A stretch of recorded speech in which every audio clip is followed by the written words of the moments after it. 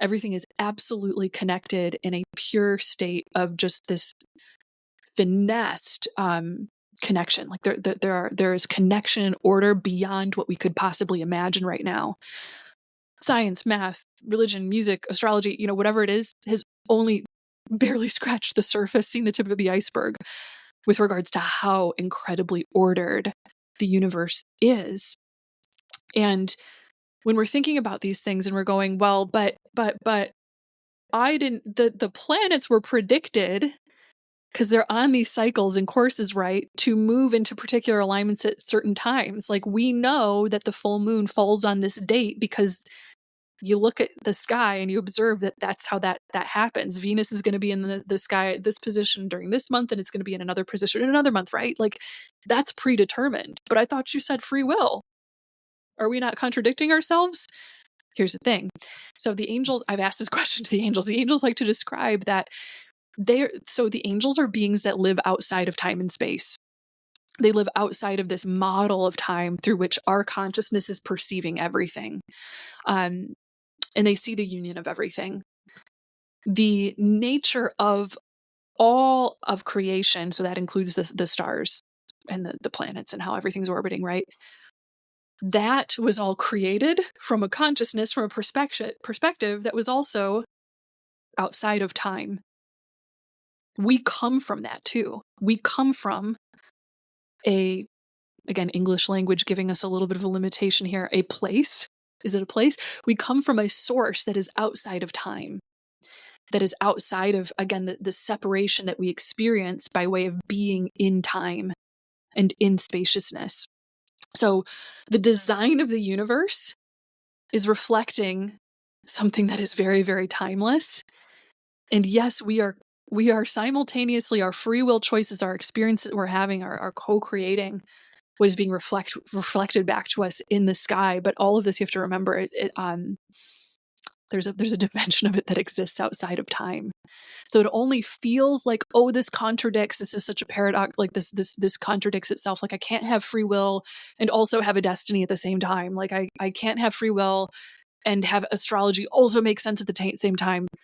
Reason why is because we're looking at it through a lens of time.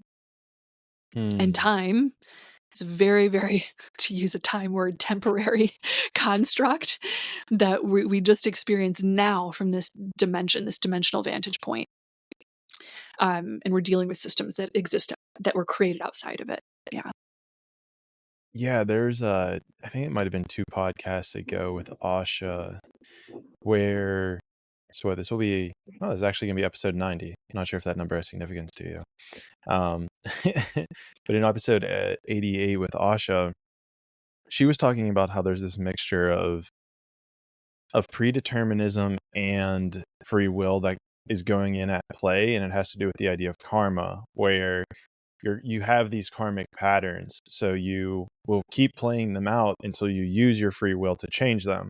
So you're predetermined by your karma, but you always have the free will to change it. So it's almost like this paradoxical nature of free will versus determinism.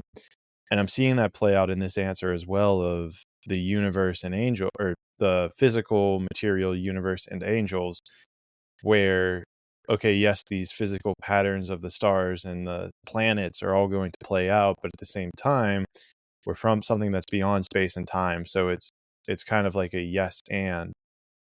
So then when we scale this back, because I feel like we might be getting a little heady, like a little bit in the higher dimensions right now.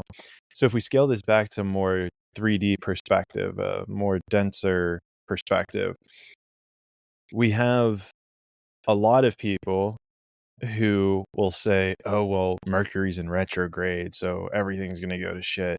Or this is about to happen, so your finances are about to become abundant and this and that because this planet is in this house and this is the predestined, if you will, order of your life. And at some level, I mean, if you make a Lionsgate video, there's things that you should focus on during this time period. So how much of that then comes into, well, if I believe it to be true, it becomes true, versus this is actually a part of the divine order of the universe so I should just play into that divine order. I think that there's probably, for most people, a little bit of both going on at the same time. So if someone is really invested into a concept like Mercury retrograde and, they believe like, oh, everything's going to go to shit, then maybe it will, but I'm actually not one of those people that believes that about, retrogrades or anything, or any type of particular astrological alignment where it's like, oh, it's like this, so now I'm going to be like this. I always think we have free will to choose, like, what is that going to be like? Like, it's sort of like saying, okay, it's raining outside, so that's the vibe you're going to get. It's going to be wet, it's going to be colder. Now you get to choose how to react to that.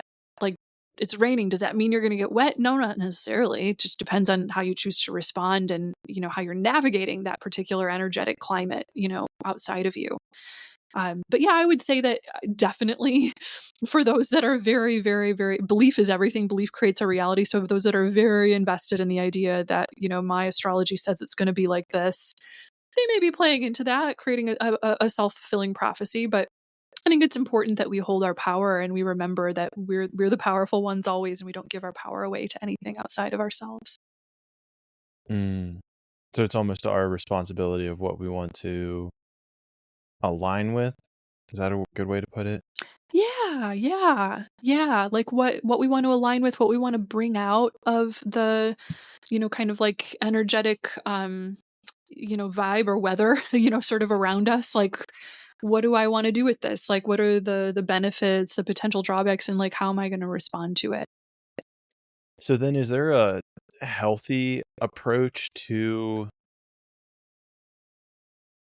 astrology? Because like maybe I'll give you a little bit more, maybe it'll help if I give a little bit more background of like my perception of it. Because my current perception, which I'm always open to updating, is that astrology tends to describe our ego. So like the way that I've seen this, or like a way that I've been dividing the world, if you will, which I can tell already has some pitfalls in it, is that we have our ego and then our soul, right? So ego being like our material physical form of attachments, desires, things that I am physically engrossed with.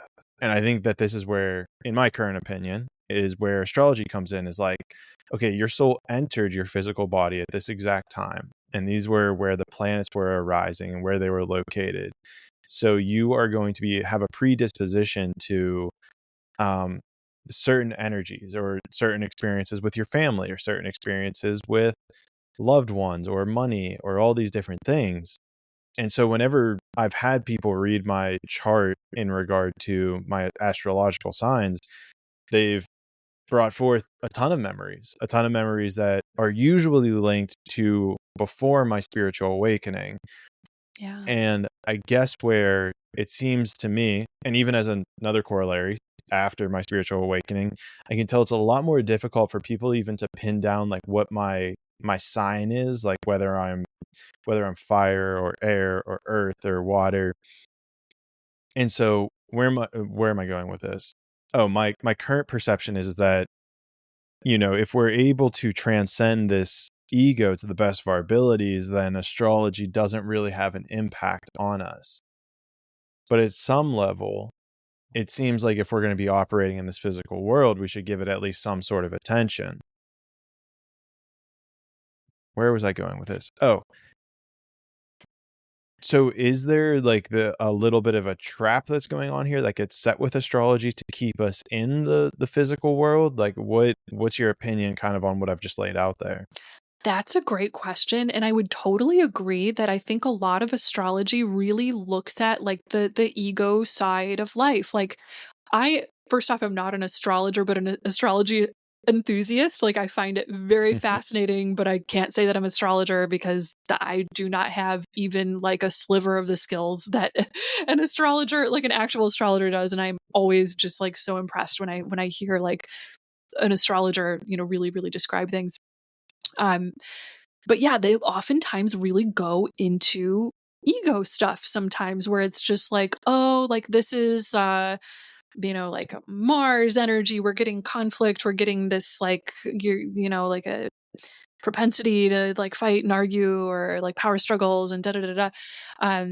And they're talking about those types of interactions, like the things that we have to navigate and work through when it comes to human ego, when it comes to that part of us that can experience like an attachment to this illusion of separation.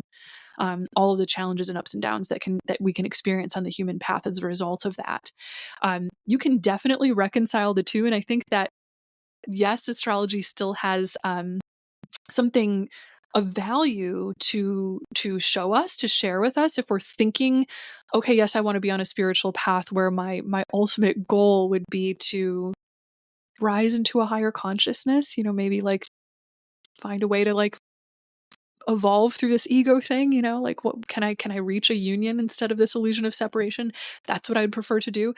Well, I think what astrology can do is that it can sometimes show us the patterns and the cycles of these ego-based archetypes. So we might go through an experience where we know what it's like to be wounded. In astrology, there's a minor planet, I think, and it's called Chiron, and it represents the wounded healer. Just as an example. So when you see, maybe some kind of an alignment with Chiron, you might say like, oh, like maybe there will be things going on in my life where I might meet the wounded parts of me right now. And I think that it can give feedback to show us a little bit more about, okay, what's happening? I want to understand what's happening to me at the level of ego, and what it is that maybe needs to be healed or needs greater insight in order for me to grow on my spiritual path. And that's actually the approach that I take when I share things about astrology. It's like, okay, if this is a mirror, then the mirror is giving me helpful personal feedback. It's the mirror that's showing me what's there deeper down inside that will give me greater awareness of things that I might not be paying attention to. Self-awareness to me is one of the most useful tools on the spiritual path, like just being aware of what I'm holding in my consciousness. And if astrology, again, is a mirror, then it's alerting you to things that you might not have considered previously, and bringing meaning to those things as well, so that it's not just by accident that I'm having this lesson, happen right now, because maybe this lesson is connected to a transit in the astrological chart that's also connected to this bigger karmic cycle of learning, or these other archetypal themes that I might learn about. So, yeah, I think it can just give us more context on navigating being a human with an ego, and going through, like the human learning curve of healing from the fear and the pain of the seeming separation that we all experience in having an ego. Yeah, I just lost my train of thought. Womp womp. Oh, I'm seeing this,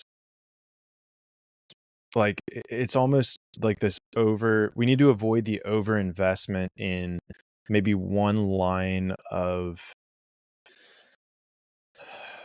the physical world. So if we take a step back here, because I was thinking this in regards, you talked about Chiron in that example.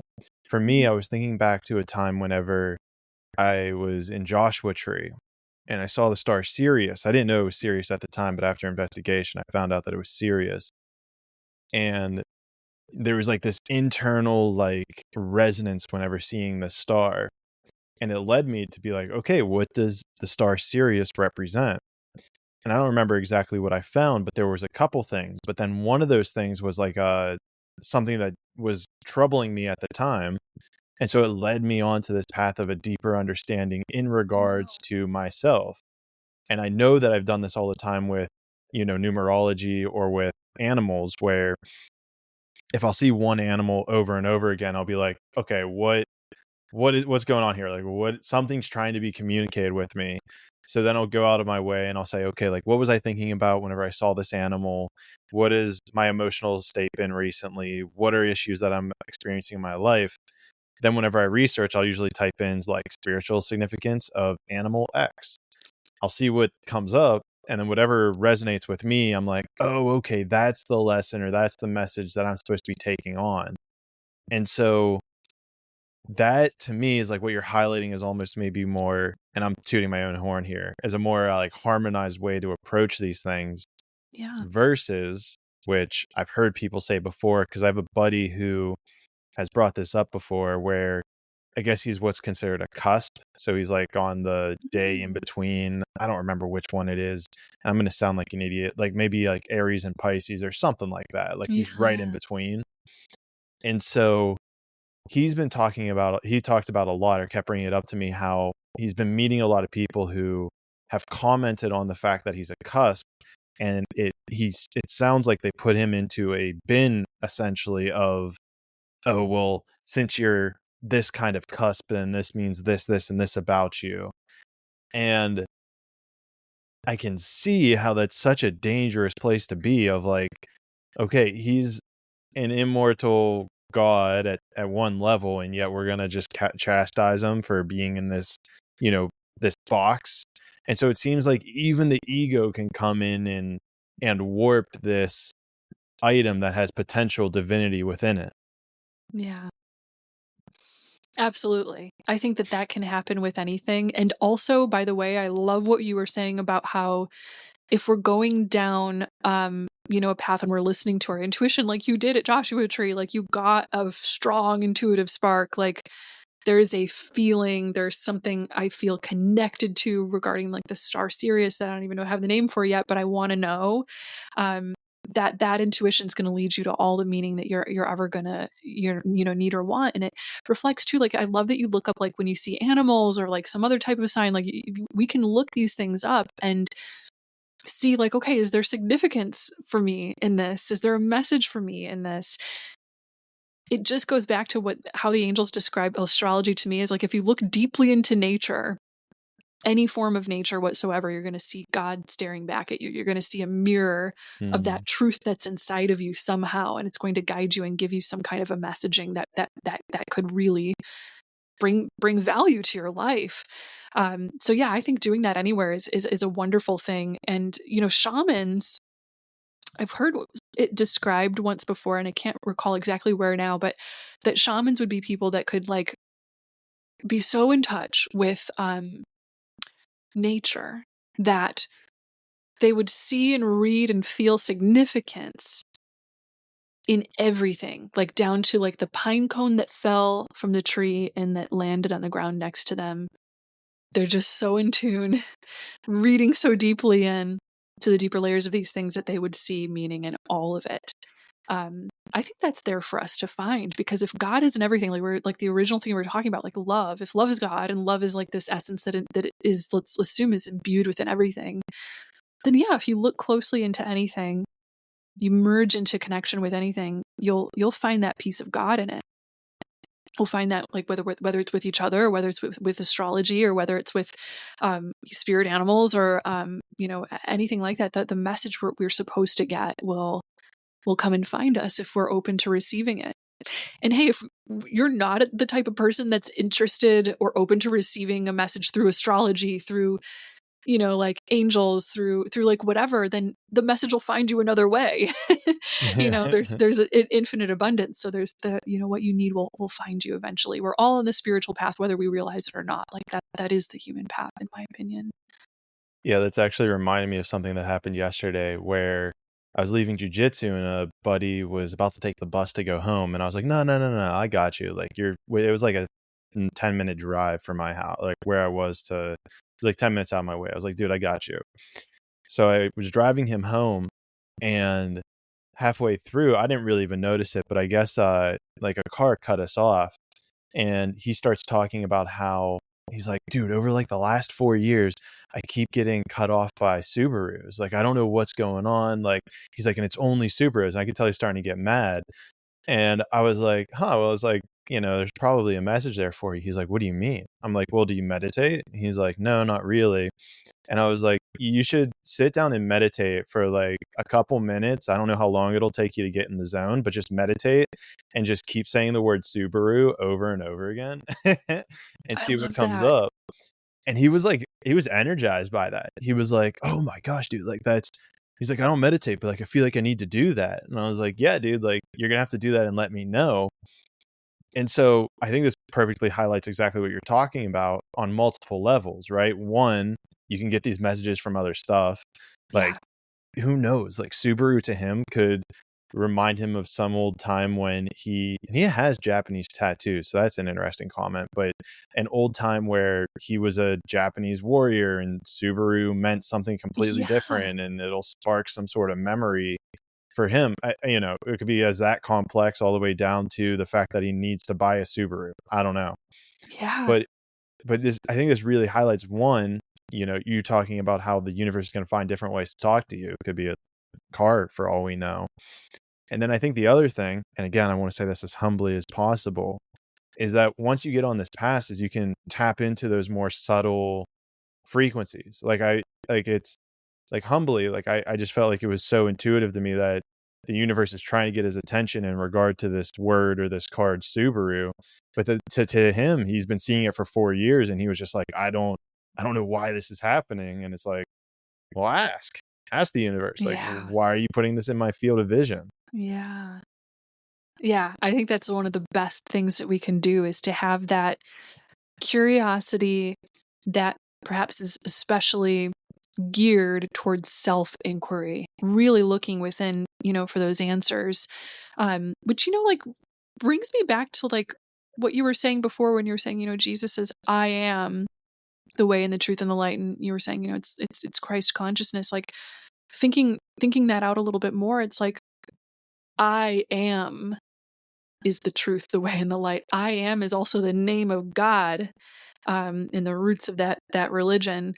So if we're thinking like God is inside of us, that I amness, that God presence inside of us, I think maybe what Jesus was saying, and what maybe you're also saying, what we're kind of saying together here, maybe we're discovering together here, is like, look within. You see stuff outside of you that is intuitively giving you that uncanny sense of mystery, or sense that there's something bigger or deeper there for you to discover. Like, I am. Look within. That's the way you can find the truth. The truth is inside of you all the time. Look within, you'll find it. Yeah, and even to expand on that, and this kind of messed me up a little bit mentally once I kind of realized this. But we have this perception, right? You want to say duality. We talk about how there's like the external world and the internal world. But what really sent shockwaves through me was whenever I realized that everything is actually happening within me. There is no external world. And you might be sitting there thinking like, okay, that's crazy. There is an external world, right? Like, you can feel the table in front of you. You can see, like, I'm looking at you. But in reality, my eyes are processing this image of you inside my head. My hands Yes. that feel this table are only feeling it inside my hand, like within my skin, my nerves.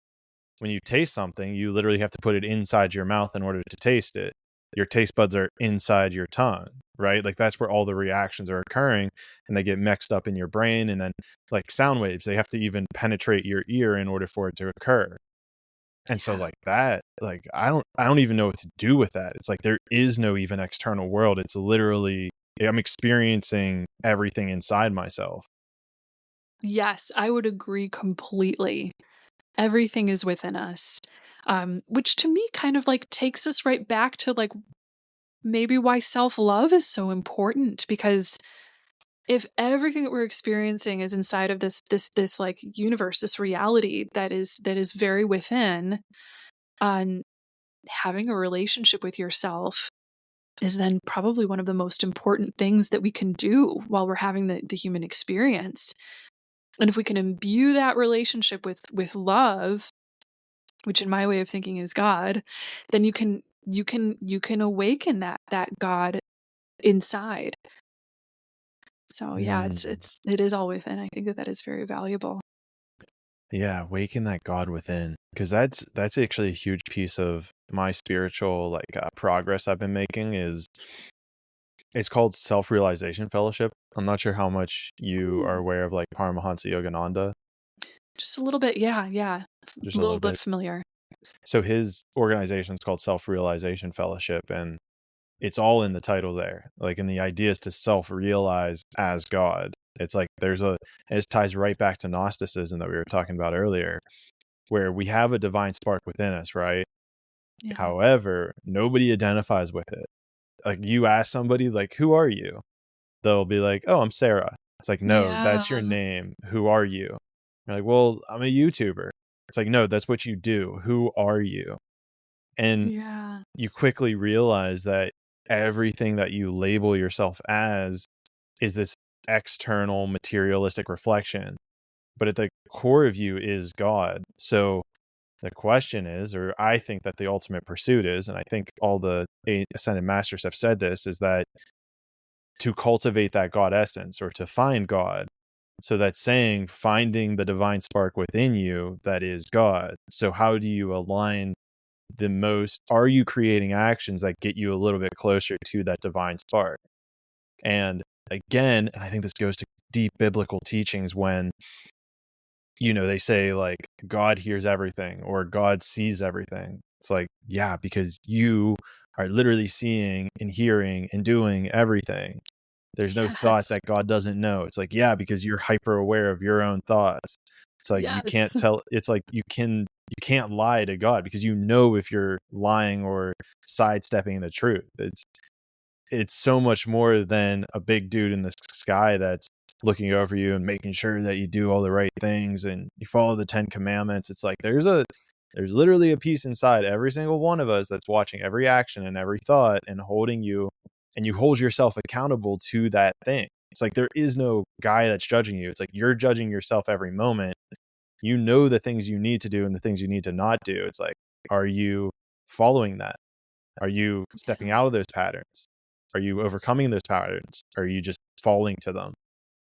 Yeah, I would agree with that, and I love the way that you described that. That yeah, it's like God knows you because it is in you. It is part of your first person perspective, your first person narrative. I think that is totally true, and I think that then when it comes down to like this, this like what you said sparked this in my thinking. When Nice it pun comes intended. down, what was that? Pun intended. Pun intended, yes. Yes. When you were saying, like, then, like, how do we, like, like, navigate, like, am I on the right path or the wrong path? Am I falling into the bad patterns or, like, maybe, like, the good ones, kind of paraphrasing there. Um, it was making me think again about, like, that just indescribable harmony in the universe. Like, just everything is so, to me, I think, very ordered, like, just incredibly mind-blowingly ordered and harmonious and structured in the universe. So I think that God part of us, that deep knowing, that ancient, eternal, conscious spark of I am inside of us, I think that part of us knows when we are in harmony, when our patterning is falling in alignment and in harmony, with that order of the universe, and when it might be, kind of playing a little bit off key. Like, so like as a musician, like, when you're Mm. playing or singing the notes right that fit in with the music that is there, behind you. What notes kind of fit in because it's either pleasing to the ear or maybe unpleasing to the ear. There are artists that will argue, is there ever really a wrong note though, if you want to get like more avant-garde with it and that kind of thing. And it's like, really, well, you could say the same thing of spirituality, for we're applying it to this context where it's like, no, we can choose anything we want. We can choose any action we want. We can choose to do whatever we want. But it's about how pleasing is that result? How do you like that result? Do you want that result? Is that the result that makes you feel good? And maybe to the avant-garde artists, like that's, yeah, like playing something that's deliberately falling into the music of the universe in a chaotic way is what they want. And there's some kind of music, falling into that too. I think everything has the potential to be very, very, very harmonious. I'm kind of going off with it, I but mean, yeah. that's a natural state, right? Yeah. Yeah. This harmony.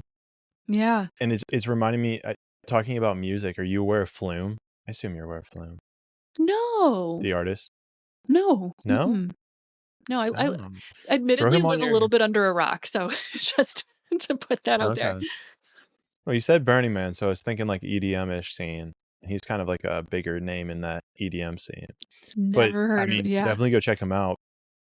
Go check him Well, out because his music, again, EDM, but it's exactly what you're describing, where if you listen to it, you're like, this is just pure chaos, but it's so beautiful that you can just fall into it.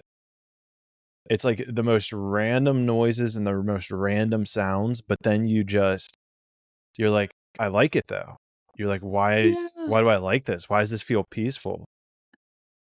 Yeah. I've never heard it. Now it makes me very curious to listen because I feel like there's probably some structure in it, because a lot of times it's like you need the structure, and then the little chaotic things are going to come in and they're going to be beautiful in the context of the structure, the harmony that's being, provided, whether it's just the rhythm or whether it's like something else, but it is reflecting like the classic structure that you would want around you. Yeah, I wish there was a way I could kind of like play it or share it with you at the same time, but I don't think there's gonna be a way I can do it Oh, right that's okay. now. I'll have to look it up. I haven't gone to Burning Man in 10 years. And so I, like, when I say I live under a rock, like I like there are very few like recent like musical artists that I really like have paid much attention to. I don't know how I got into that patterning, but here I am. It might have been your opera days. Yeah, it might have been. I That also was your like just connection. kind of very simple reclusive life things as well. I like to, I like to meditate and be in the woods.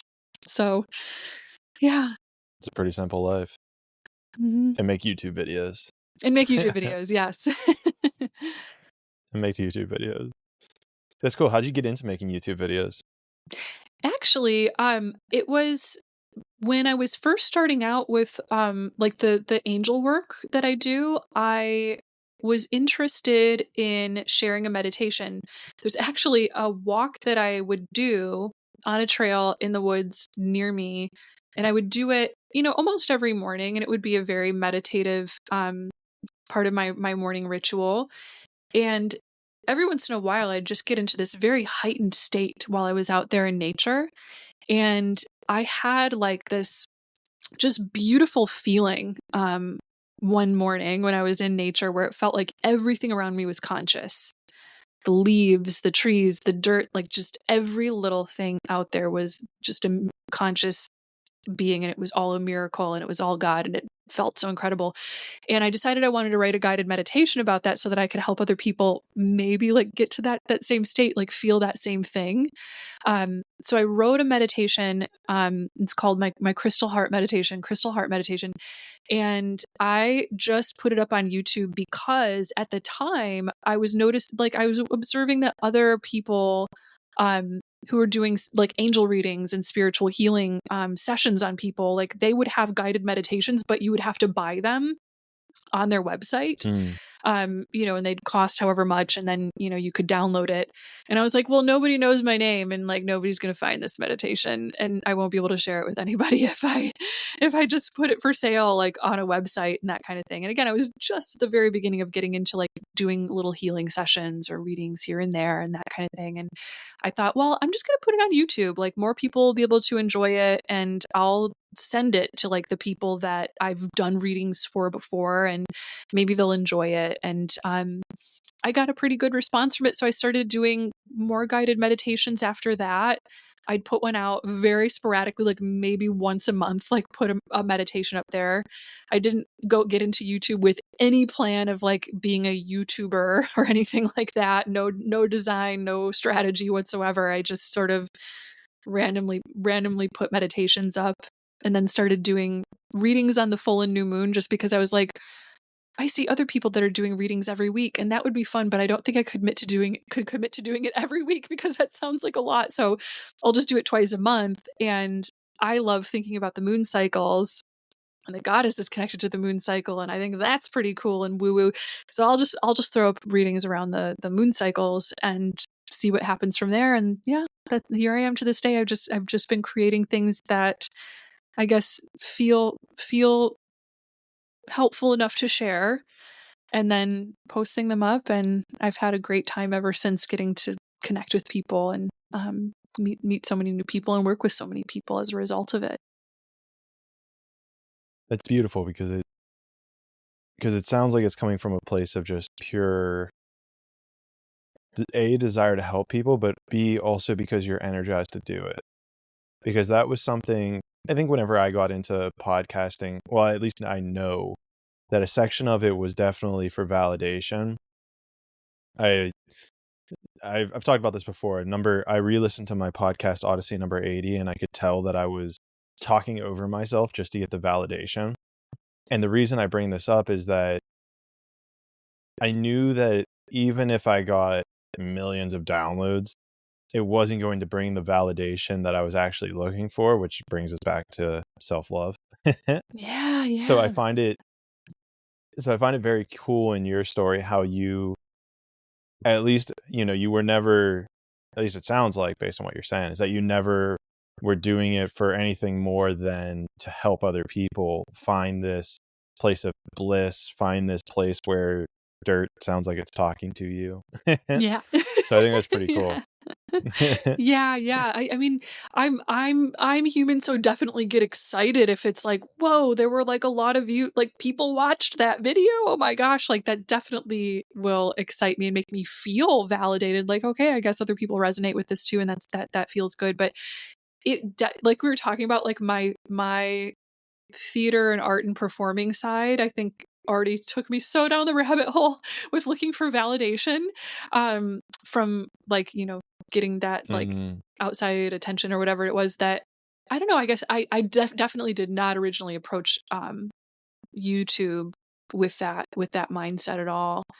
Um, and yeah, I think it's a blessing. Man, if you would have asked me decades ago or, like, growing up, like, what do you wanna do with your life? Like, wouldn't have imagined doing anything like this. This was, like, something that just didn't exist. I wouldn't have been able to imagine, like, YouTubing. So, it's wonderful. I love doing it. Yeah, and what's really fascinating, and again, I'm relating this back to the conversation I had with Asha, is she talks about momentum, and this also touches on like our whole karmic conversation. Is that you create these predetermined patterns because you're creating momentum in a certain direction, and so whenever it comes back to like the opera situation that you had, you were creating momentum in this opera direction, and so you carried that into this life as well. Like, I'm just going to create that momentum and it's going to keep going.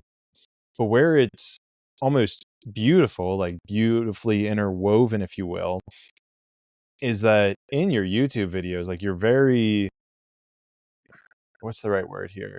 Like you're well, you speak well, you're clearly Thank okay in front you. of a camera, you're able to clearly explain ideas.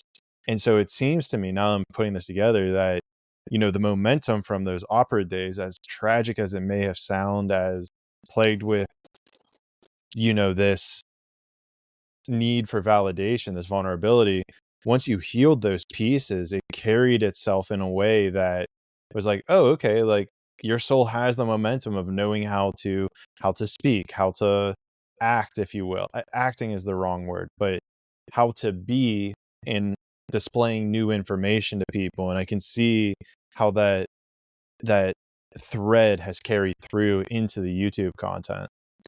Totally. Oh my gosh, yes. I'm such a big believer that if something has purpose in your life, then it's likely that it has a multi-layered purpose. So, not only was Mm, maybe that a way for me to kind of, like, harken back to a past life that might have just been playing a small role in what I received from, being into performing arts, but yes, I learned skills that I've taken with me to this day. So, yeah, I think that's, it's, like, worthwhile to look at the things that have meaning or that have a strong thread in your life and just say, like, I'm going to be grateful because this probably has multiple purposes. It's probably serving me in multiple ways, maybe even some that I'm not aware of yet, but I'll see. So yeah, I agree, and I'm very grateful for all of that. I think that it's very much helped me.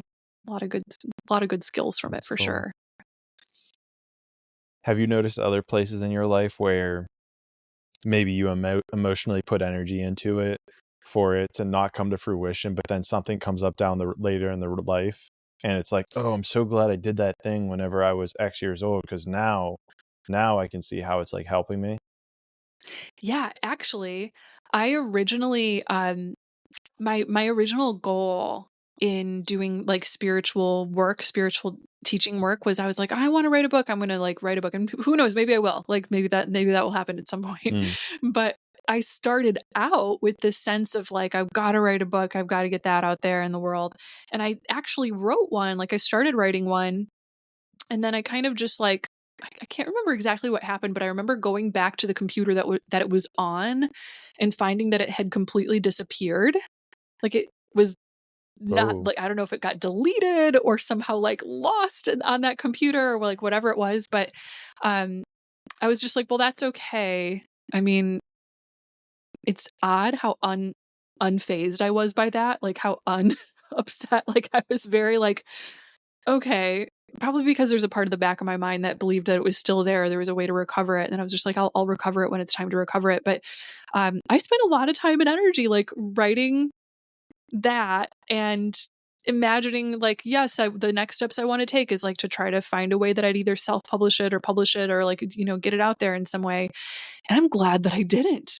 Like now that I have like years in between then and now, and I can look back at like what I was trying to write, I'm like, I have matured and grown so much. And I am so glad that I didn't put that out there, because I feel like when or if it's ever a time maybe for me to do something like that, I'll have something of so much greater value to share. So yeah, mm. definitely. I think that there are things that'll surprise us when we look back at our lives and say like, yeah, even if there was an element of the unpredictable, the unexpected in how things worked out, I can see how that all fits into place now. I can see how that all worked and why it serves me. It's really it's really kind of funny that you brought that up, because I have a huge parallel to that right now in my life, where I started another YouTube channel for my jujitsu, where I uploaded like jujitsu rules that I did, and I put commentary over top of them, and it was seeing like massive growth. Like the videos were taking off, like on just like a view perspective. And it was probably like 3 weeks after I started it, huge traction, momentum's going. Accidentally, I guess, or somehow YouTube deleted the channel. I mean, I tried to delete a Wow. different channel, but then YouTube deleted like 3 of my channels, every single one except for my podcast YouTube channel. And I was just like, what the hell happened here? Like I was dumbfounded. And there was a piece of me Wow. that, to your point, like I was just like, I still have the videos, so I can always upload them later, but I just like didn't have the energy anymore. And so it was and so I'm seeing that parallel with you writing the book and then this Yes. situation with me. And I'm like, I don't even know what to think at this point.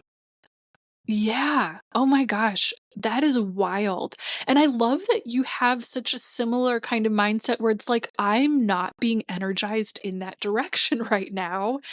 And Yeah. maybe the universe is leading me towards something more important for me to be focusing on. That's awesome. And I have to really hand it to you, because I think it takes a lot of work, or a lot of faith, a lot of trust to kind of surrender to the universe, to do that trust fall and just say, I'm going to humble myself of my ego's designs and its intentions of what it wants to control or perfect, and know that there's probably something even better, and I'm just going to surrender to it and let this all work out in the way that it's supposed to. Yeah, I appreciate that reflection. And yeah, because you even touched on something there that I didn't mention, which was that like I don't have that energy to go back and upload these videos. Like I don't know why. Like I loved making them whenever I made them. I was energized to make them when I did, and like now I'm Yeah. just like sitting here and I probably have like 20 videos that I could easily upload, and I know how to make them viral, or at least go a little bit better than they did before. But just energetically speaking, I can tell there would be a block there to just actually creating Yeah. it. So now I'm just like, I actually did have a very similar thought to you, where it was like, okay, maybe I shouldn't be putting my energy. And I was thinking of this as I was creating them, is like I'm making these jujitsu videos, but I'm also making the podcast videos. Am I spreading out my energy too thin? Because that's been an issue in my past, where I've spread Oh my energy yeah. too thin into multiple directions, and then I'm not giving my energy all to one thing. So this could be the universe saying like, hey, no, you need to focus more on doubling down on this podcast and spend less time on the jujitsu or something. I don't know what the whole answer is there, but I feel like there's a thread there of some sort. It totally could be. And kind of like going back to like one of the big themes of what we've been talking about, like if that's also matched inside, like if you look inside, you kind of inquired more deeply within and you hear the same answer, like that's how I feel, then it's probably very true. I'll have to look into that a little bit more. I have been for my YouTube videos, I have been shortchanging the intros. I could be putting more effort into them. But as of recently, I've been in I want to like catch up because like right now on my podcast, I'm releasing like I think episode 78, but then on YouTube, I'm on episode like eight. No, I'm releasing 88, but I'm on YouTube. It's like 80, so I'm trying to just catch up. And so maybe that's not the right energy that I should be putting into it. Yeah, maybe. Yeah. If that I'm Weird. such a big believer in intuition that if that's like what's coming to your mind, there's a reason and there's value behind it. So, yeah, for sure. Okay. I appreciate your assistance in uncovering that piece of wisdom Yes. Thank you for sharing it. there. That's cool. Do you have like any plans from here? Like I know you do like an ascension teaching stuff and all that, but do you have like any big ideas or like how do you view the future in regards to Sarah Hall? Yeah, okay, well, we'll see. Right now, I definitely, put a lot of my energy into my, ascension, coaching program, my angelic ascension coaching program. It's where I teach people, um, how to not only communicate with their angels, open up psychic gifts, spiritual gifts, but really heal and grow, deeply on the spiritual path. So that I put out spiritual courses every once in a while. So usually maybe once a year or so, I might have a new course that's usually going to be themed around a specific topic area of spiritual healing and growth. So definitely something to that degree going down the road. And yeah, I've been kind of thinking about of a few ideas that have yet to manifest, like maybe doing a retreat at some point. Um, yeah, so we'll see how all that pans out, but, yeah, I'll stay, like we were just saying, humble to the universe, have the best of expectations, put those actions towards it, and then humble myself to the universe and let it also guide me at the same time.